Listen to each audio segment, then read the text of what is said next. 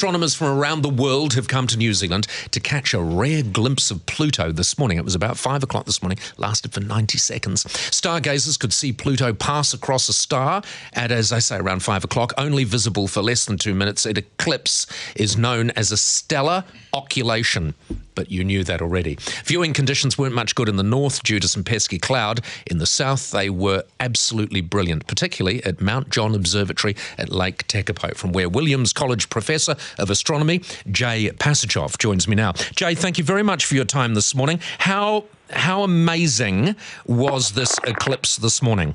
Well, we're very relieved. First of all, it was an occultation.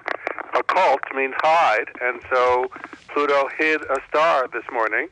And it really is amazing that my colleagues have been able to predict so accurately that if we came halfway around the world and got up at 4:52 in the morning, trained our telescopes in a certain direction, we could see one of the stars in the sky wink out. And that's what we saw for over a minute this morning. So what do we learn? I mean, to many of us, that sounds like no time at all. You've travelled a long way from Massachusetts to come here to see something that lasts for 90 seconds.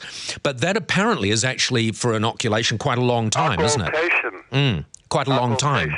Yes.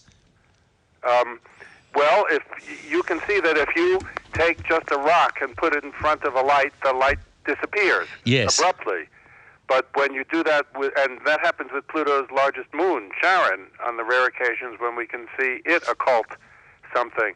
But for Pluto, the light actually diminishes gradually from the star over half a minute or so, and that's because Pluto has an atmosphere. That atmosphere bends and focuses the light from the star, and from how that happens, we can tell how big the atmosphere is, what the pressure is, what the temperature is, and we can follow that over time. So it's a very rare event when we can get one of these occultations all together, and this was the brightest star we've been able to observe in the over a dozen years that I've been working on these things.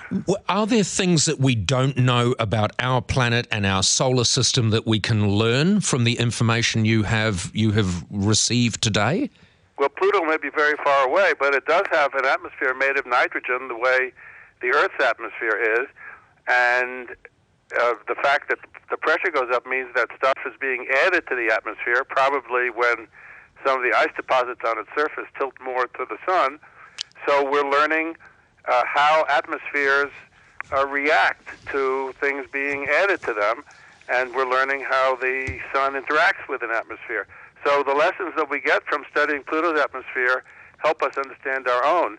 It really is difficult to take one example and generalize from it. So from just the Earth's atmosphere, when something happens, we don't know as well why that's happening as we do when we also study Mars's atmosphere and Jupiter's atmosphere and now Pluto's atmosphere. Brilliant, Jay. Thank you so much for joining us. It's very hard for normal human beings to understand, but I understood a lot of what you said. Jay Pasachoff, Professor of Astronomy at Williams College in Massachusetts. It's not like we're going to get Velcro out of this discovery. I mean, that was more interesting than expected.